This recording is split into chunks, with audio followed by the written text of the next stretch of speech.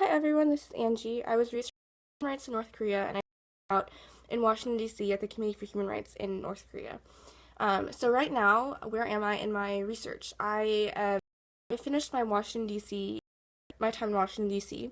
So I'm back home right now for the next weeks, and while I'm trying to do the bulk of the work on the research paper, so I have a good basis of writing and synthesized research ready before I go, because as I in my last post, right now, for this trip is to go to Seoul for 2 weeks. And the trip is coming together really nicely. I found some good NGOs to interview. The contacts I made in DC have been really helpful with that. I'm extremely grateful.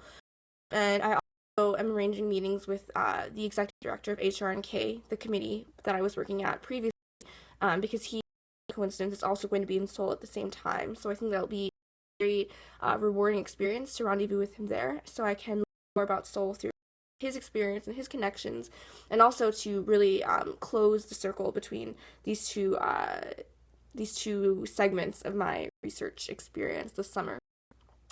So my last few weeks in Washington, D.C. For my last blog post went really, really well, and I was lucky enough to this major conference that HR&K co-hosted with the International Council on Korean Studies.